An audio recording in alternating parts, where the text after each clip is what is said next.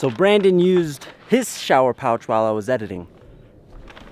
What did you think of the shower pouch? It was good. I felt like I used a shower pouch. Didn't feel like a real shower, but I feel clean. Probably should have waited till after packing up camp to use it. But yeah, it doesn't replace a shower, but it definitely helps you feel clean on long, dirty road trips. Better than baby wipes? Better than baby wipes. They smell better than baby wipes. They don't dry you out like a baby wipe. It's good. I liked it. I'd buy more. Worth the price. The scent is nice. It's moisturizing. It's good. We also noticed when he opened his, there was like a fat Q-tip in there. I didn't notice it was in there, and we were never told it was in there, so I missed my chance to swab my ears, but he was able to get his down. And you actually used it on your beard, right? Yeah, the first thing I did was my beard. And then I did my beard, my face, my hair, and then top to bottom. Still use baby wipes for the dirty spots because I didn't want to wipe my dirty spots all over the rest of my body. What's like do dirty spots last? Well, then you're rubbing your dirty spots with dirt. What do you think about that? I feel like it comes off. I don't know. It's interesting. I would probably rather use a shower pouch to clean my dirty spots, just because you can vigorously get in there rather than baby wipes. It just falls apart. Is that a hummingbird? Can't see it. It's up on this branch. I don't know. It's just a really tiny bird. This is a really tiny bird, and that thing flies really close to you, and you can hear its wings flapping. Yesterday it did that, and it scared the hell out of me. Where's the key? I have it. You want to open the vlog? Yeah, can I put down the windows so I'm not a fucking dripping mess? No, that's real life. You gotta make us look even dirtier. What's up? It's day is it? It's Thursday, May 24th. Would be day 26 of our entire trip. 21 of the series. We're camped out somewhere in... You gotta give me a minute, dude. Keep sticking that camera in my face before I'm ready. I could have gave so much better of a shower pouch review. So we're in Rio Grande National Forest, about 9,500 feet up. That's why I'm out of breath. We are heading to Lake City, Colorado today. I think we're stopping somewhere in between, but we're basically following the Trans-America Trail to Lake City today. We got about 300 miles of driving. So we're probably gonna be driving for about 8-10 hours today, something like that. Try to get to Lake City, find camp, and then tomorrow we hit Engineers Pass and the rest of the Alpine Loop and all that fun stuff. Welcome to TrailSpinTV.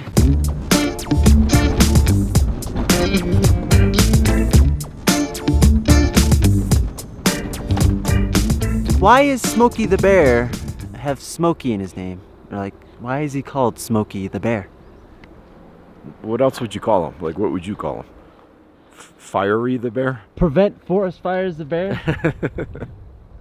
It's because Smokey the Bear just makes it seem like, you know, smoke, like Cheech and Chong. Like, when I think of that, I think he's like... Smokey, like Smokey from Friday, like... Yeah, exactly. Like a pothead. Yeah.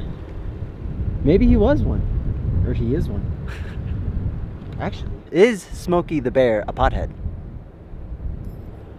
What do you think? No, my Walmart knife clip is broken. Oh, you need a $200 knife. But I still have the knife. But it's Man, broke. that's unfortunate. Do you think Smokey the Bear is a pothead? No, I don't think Smokey the Bear is a pothead. He's like a forest ranger, right? He's got like a ranger hat on. Don't they drug test? Maybe he uses somebody else's pee. It is Colorado, though. Is Smokey the Bear only in Colorado?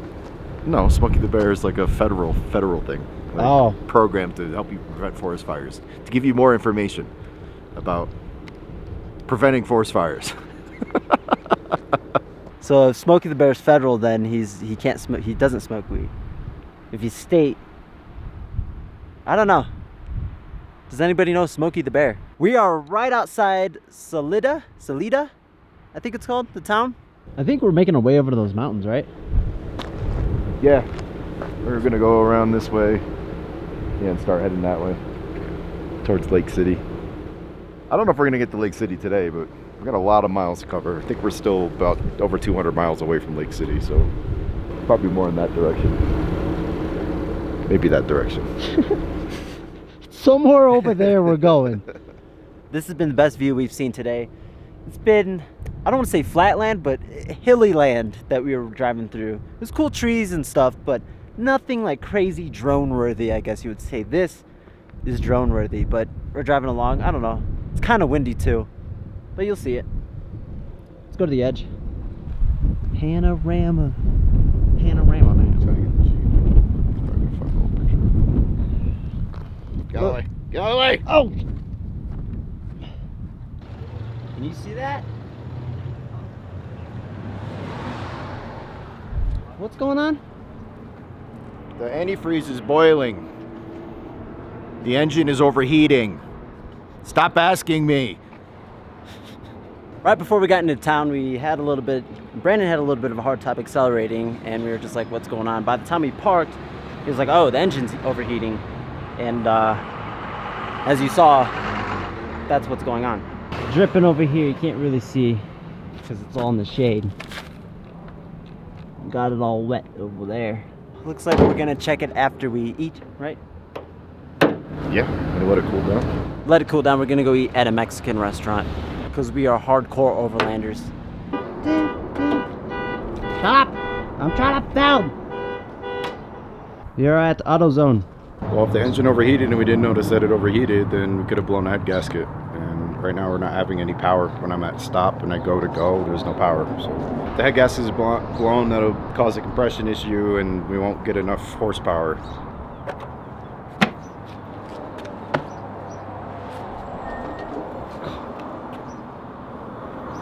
Intake filter, it's a little dirty. Look at this guy.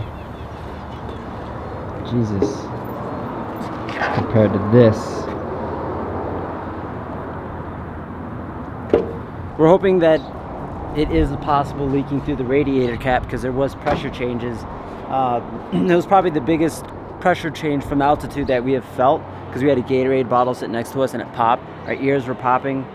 So that's what could be causing the issue. We're hoping it's the cap so that we can get a new one.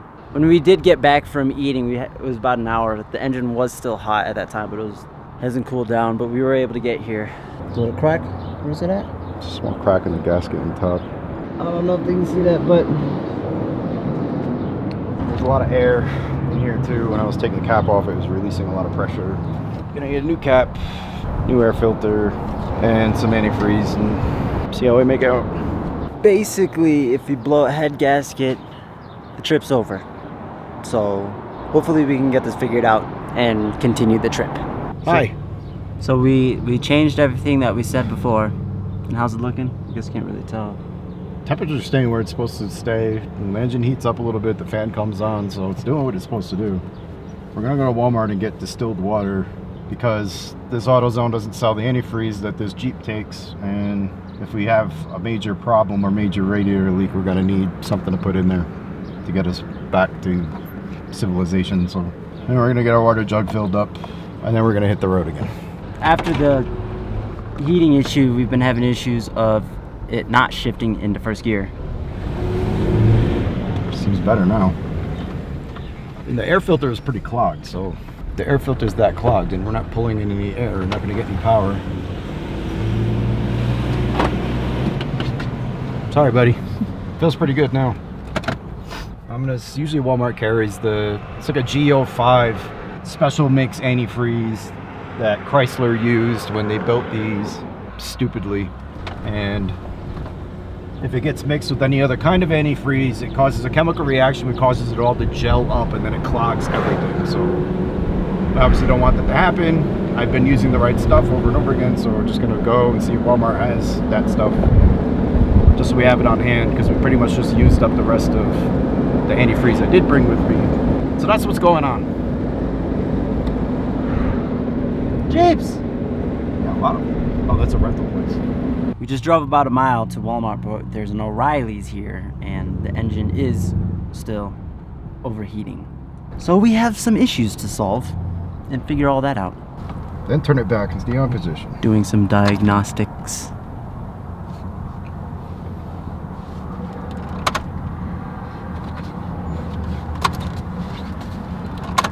P0218, P0868. There's this weird thing where you turn the key, push it in, all that kind of stuff. That's what Brandon's doing, and it's giving us codes. He gave us 2 codes. I'm trying to get it up again. It says done. It only tells you once, and now it won't tell me the codes. Done. Change oil. Low tire. Done. Done. So they're storing a code P0218, which is... I'm so irritated right now. Transmission fluid's hot. There's low transmission Transmission fluid has overheated. Throws that code. There are several causes for that, which I would love to look up if I could get f***ing internet. We're in a town and we don't have service. Like, not We have like 4 bars LTE and the f***ing internet doesn't work. This happens a lot with AT&T. I don't know why. It will say we have service, but it just won't connect. So basically the Jeep is in limp mode right now because it sensed that the transmission overheated. So it's basically when I push the gas, it doesn't go anywhere because the Jeep overheated on the way down the mountain. Now every time I start it, it's overheating, so...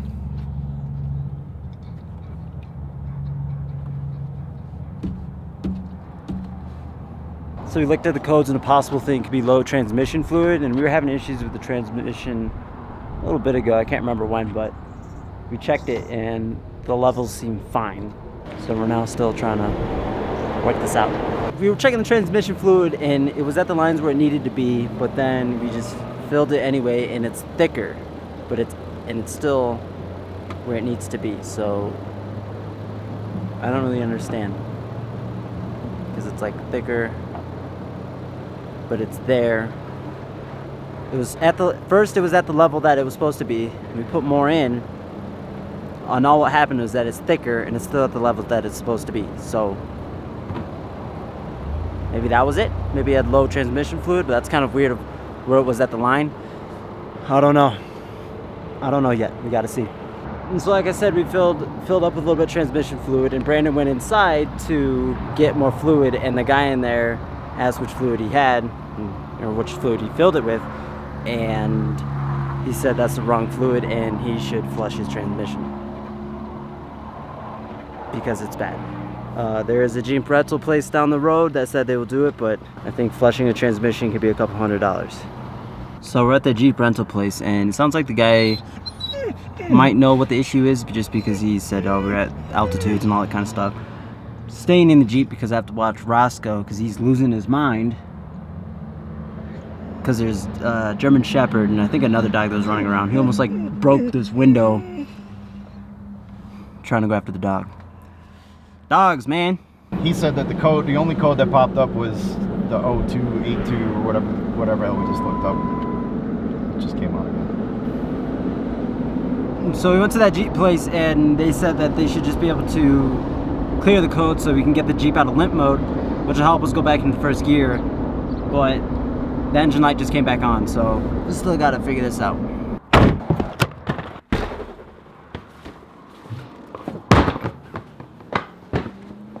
So we're in Salida, Colorado. We have a problem with the transmission. So as you saw, we were coasting down the hill today. We had a little bit of transmission trouble. Coasting down the hill, ended up at a railroad track. Tried to go across the railroad track, didn't have any power. So now we're in this cushy hotel because I have to order a solenoid part for the transmission, a filter, and hopefully get the thing repaired tomorrow. So now we're in this cushy hipster hotel called the Amigo Lodge in Salida, Colorado, waiting for the parts to get delivered tomorrow. When they get delivered, we're gonna go talk to Tim down the street, super nice guy that I met, who works on Jeeps, and he's gonna get us all fixed up. What do you think about this place? Are you crying? Why are you crying? You miss home? You miss mom? I miss mommy too. Basically, what we've been told is that our issue is kind of a common problem, because we came by and people are like, oh yeah, was it the altitude change or whatever? And it's like, yeah, it happens. So probably not recommend people doing what we just did if you're planning on doing the Trans-America Trail. Wasn't that scenic? Yeah, I don't know if it's before we go saying that it's an altitude issue. I don't know if it's an altitude issue. I know that Cool, because we were having transmission problems beforehand. We were already having transmission problems, and all Dodges, Chryslers, and Jeeps from 07 to 2012 that have the 3.8 motor and an automatic transmission are having similar problems with the transmission solenoids. Some kind of pressure regulator that regulates pressure inside the transmission. So when that's not being regulated correctly, the computer throws a code, puts the Jeep into limp mode so that it won't change out of second gear. So when you go to take off from a stoplight, you're in second gear. If you fly down the road and you think it's going to shift into third gear at 45, 50 miles an hour, it's not going to. It just stays in second gear. So we're basically stuck here until it's fixed. We couldn't even drive home right now if we wanted to. So the trip is definitely not over. We just need to get this fixed and get back on the road. You already know how we do. So once the problem's taken care of, we'll be back on the move. For now, I'm just gonna hang out. I'm gonna put clean clothes on. I'm gonna take a shower. I'm gonna do some laundry, and then we're gonna go out and, I don't know, get hammered. Party off. I think I'm gonna get hammered tonight.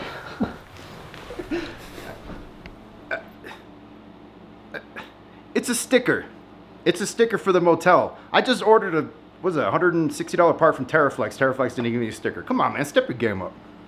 I've never even heard of a motel giving stickers, but this motel, hotel, whatever you want to call it, is hipster as all else, as you have seen in these little clips that we have been shooting. It's a pretty cool logo. It's a pretty cool sticker. Hopefully it doesn't cost anything because you got this little goodie bag over here that costs money. They have like a white noise machine in there. I know we got the AC on. That's probably what's annoying the audio, but it's decent. I figured out what a lot of this vlog is going to be about. Look at this book. This book is titled How to Stay Alive in the Woods. We need to read this. You need to read it. I'm still alive. I'm still alive. Yeah, but you're rotting away. I am. Yeah, so one of our vlogs that we posted, day 18 with my foot stuff that was going on. People were saying it's foot fungus. I wasn't worried about it because it wasn't itching or anything like that, but I guess it doesn't hurt to get some athlete's foot or fungus spray or something like that, so I'm gonna get that checked out. I think the main reason is just because the boots I was using were making my feet just sweat like crazy. I couldn't really do anything about it, so that's why I've been wearing sandals a lot. Even wearing sandals, my feet are sweating. My feet sweat a lot, and that's why I typically wear cotton socks. I've been wearing dress socks because they feel a lot better, but still they've been sweating a lot. So hopefully I get that figured out and not spread diseases or anything. So Brandon bought this hat, right? He's trying to keep it clean, but he can't keep it clean because we live that dirt life. Hashtag dirt life. I mean, it looks pretty clean. How's it look on camera? I don't know. We'll let the viewers decide. Should his overlanding hat be dirty or clean? Because do you even overland if you are clean? Dude, we're in a hipster hotel right now. Do we overland? I don't know. Roscoe, what do you think?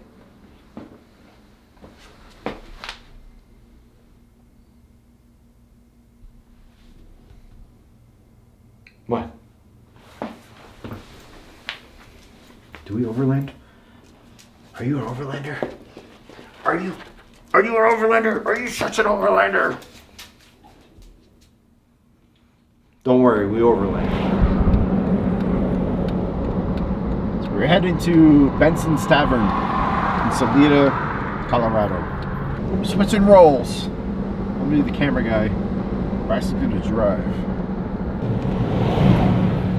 I feel like I'm driving a monster truck. That's exactly what it feels like. You just like roll over. Braxton was riding in this Jeep for 3 weeks. How's it feel to drive it? It feels weird. It feels like I'm in a completely different vehicle, Yeah. but like it's all the same sounds. Oh, the squeaks and clunks? Your Kia does that too? Yep.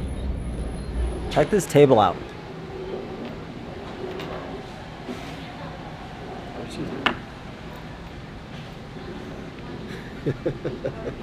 We were gonna go to a place called Benson's because they said it was open all the time. When we went there, they were only serving drinks. And then we looked up everything else we could possibly do.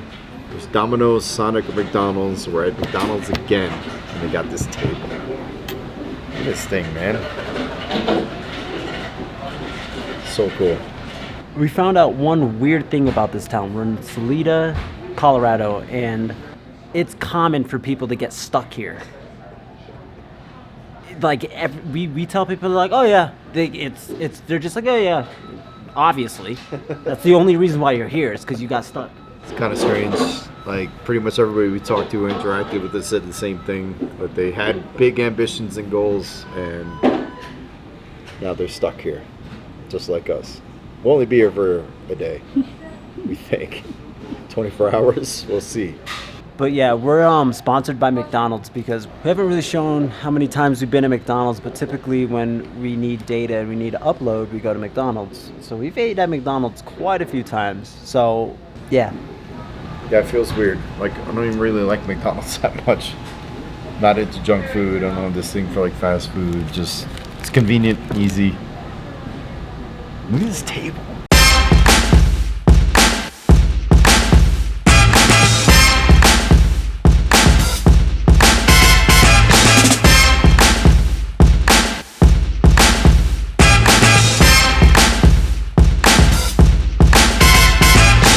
That's it for today. Tomorrow, we get the Jeep fixed, hopefully. Please like if you liked the video, dislike if you disliked this video, comment if you have something to comment on. Pretty sure you do. Everybody does. Subscribe so that you can see more videos of us, and we'll see you in the next video. Oh, forgot to say, Roscoe just ran out as soon as we opened the door, started a fight with another dog out there. He can't be trusted. He always just ruins, like, he just ruins it. And little by little, he just ruins it. So now we're in this cushy hipster hotel in Salida called, what's it called again? Roadway? You never know anything. Amigo Motorworks.